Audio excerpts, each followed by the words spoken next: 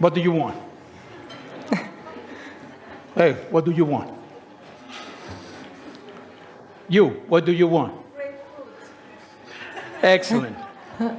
As funny, as intimidating, or as whatever these words sound, this is the way we were greeted by a waiter in one of the top hotels in Bansko. When he came to our table, and he told me, full of muscles, beautiful guy, right? He told me, threw me the menu and told me, what do you want? Okay. I am a person that I like to tickle. I like to make people think. And I like to bring it to the next level to see if the person is going to think too. So I told the guy to that question, I said, what do I want? I want you, baby. I mean, look at you. I mean, you're beautiful. Look at these muscles. Can I touch you?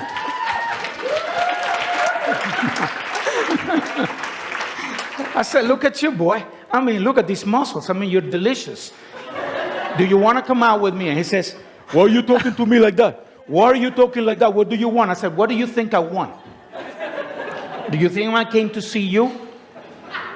Do you think I came to listen to you, not proposing a menu, not introducing yourself, not telling us, instead of what do we want, how can I serve you? How can I take care of you? How can I change your experience today? Sell me the specials, upsell, whatever. I just wanted to have a sandwich. You could sell me a steak if you sell properly, right? So obviously I told the guy, I said, now let's do something. Let's do a little exercise. You go back to wherever you came from, come back again, right? And let's start all over again. So the guy left, and obviously he didn't come back. He sent a waitress, and that was the end of it. But I believe you have a story too, right? I have a story as well. So we were invited to a birthday celebration, again in one of the top restaurants in Bansko. The main course was a wonderful Wagyu beef. We ordered it medium. It arrived after 1 hour rare.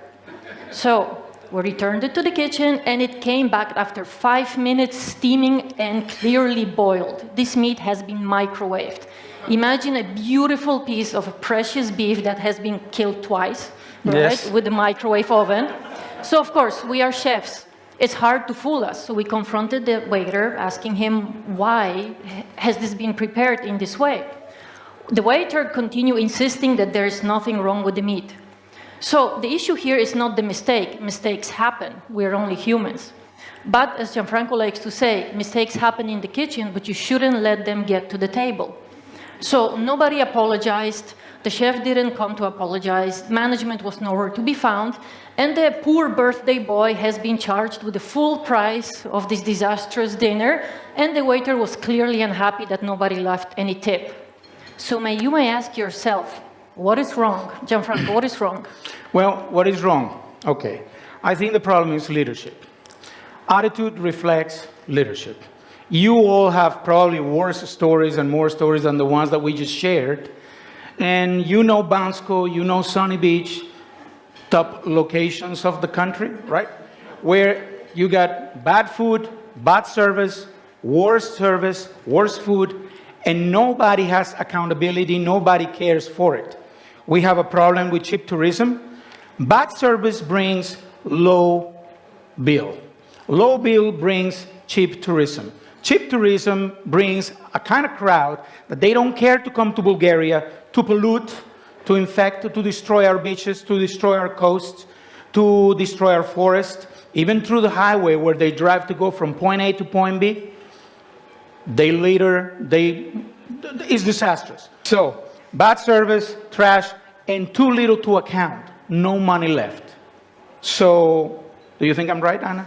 You're right, Gianfranco, but I think the quality of the tourism in Bulgaria is one part of the problem. I think the biggest part lies within the structures of the hospitality business in this country. Because often you have owners who don't really understand this business. You have management that often doesn't care. You have the staff that hasn't been properly trained. So the question is, why people who do not enjoy working in this industry, they do work in the hospitality business? Why, when you work with people, this is the primary source of our business, working with people, When you don't like serving people, you can't wait to go home. You can't wait to go back to your phone and look at the videos. Why do you work in the business of hospitality?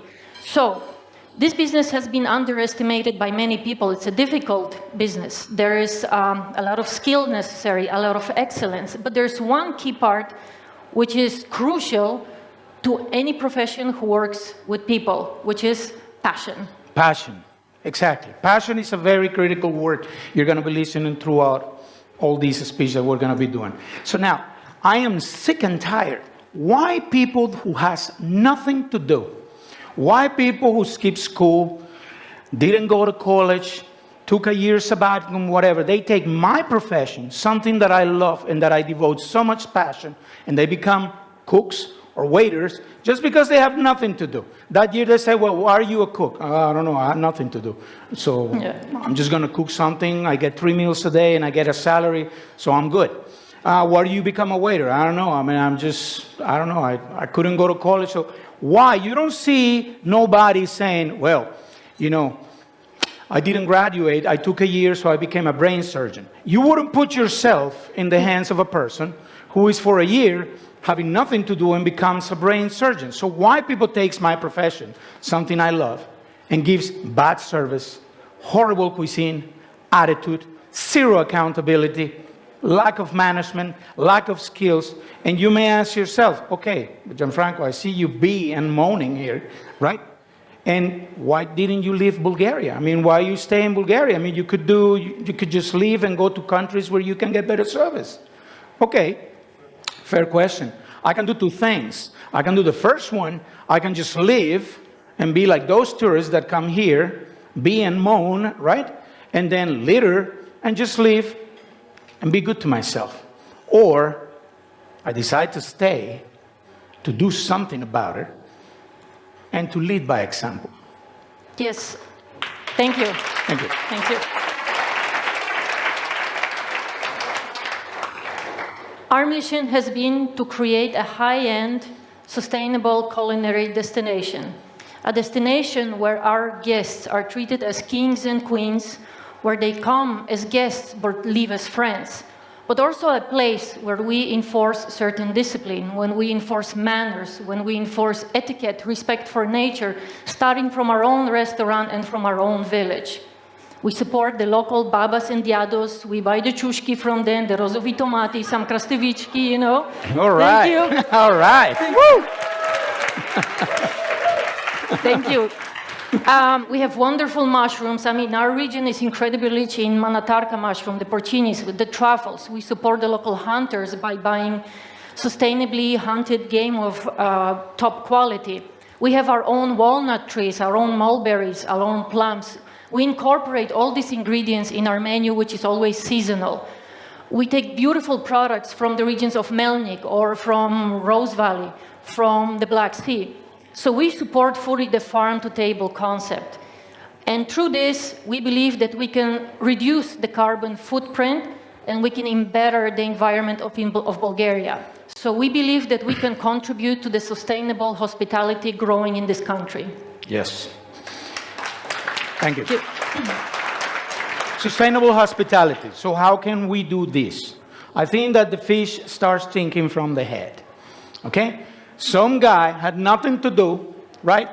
He built a restaurant, he built a hotel, he hired some people, now he's the boss. This is a problem. So now the boss doesn't have to work, now the boss doesn't have to do nothing, right? So he passed on to the management, and the management now put the head in one pocket, the seller on the other one, he's friends with the waitress, he's friends with the waiter, nobody do nothing, right? And who pays for this? You, all of us, the guests, the people that is actually keeping the lights on, the people that is actually keeping the business running, because you pay for this. But you cannot pay to be mistreated. So therefore, I believe that we need to attack first the head of this. The permits cannot be given to your friend, and then because you are friends with the guy from the Obstina or the guy from the Khmet or whatever, you cannot get the permits and build on a forest or build on a sanctuary for birds or build whatever you want and then just pollute bring bad service, cheap crowd that keeps polluting, and leave our beaches, our forests, and all our land in Bulgaria detrimented by the end of the season, whatever. And we cannot catch a break, because when the season of the winter in Bansko finishes, start the other one in the Black Sea. So we go from ping pong all year long into these problems. And it seems like nobody cares. You care. You need to start demanding from everyone better service. You don't leave a tip or you don't pay your bill. You do whatever it takes to demand from restaurants that you're being treated with respect, with adequacy. Do you understand me? High-end hospitality brings better income to the country, but you cannot demand a better income per capita or per pax, per tourist, if you don't give high-end culinary, high-end service. Now, we are lacking also passion and pride. There is a problem that people think that this job is for the slaves, or that this job is not good enough, or that why am I serving someone else? You need to understand, my fellow friends, waiters, and everybody who's around here. You need a lot of passion, a lot of creativity, a lot of inspiration, a lot of intelligence to take care of good people. This is a job that is very selfless. Chefs behind the kitchen, we are cooking for people we don't even know outside on the other side. And we are giving the best of ourselves to change the dynamics of that people. Thank you.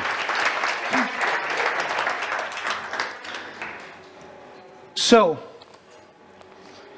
like Anna says, we need to understand that we all need to participate in this from every corner.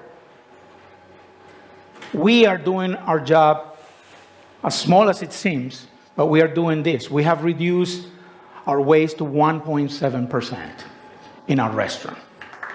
Okay? Thank you. We don't buy from any other parts of the world. We buy Bulgarian. We enforce the MIB, the Made in Bulgaria. I don't mean Men in Black. Okay? So, like Anna said, guests come to our restaurant as guests and leave as friends. Anna and myself, we have come to this country as guests, and we are staying as friends and as participants and activists of this new revolution of bringing Bulgaria to stop being a cheap destination and become a luxury destination.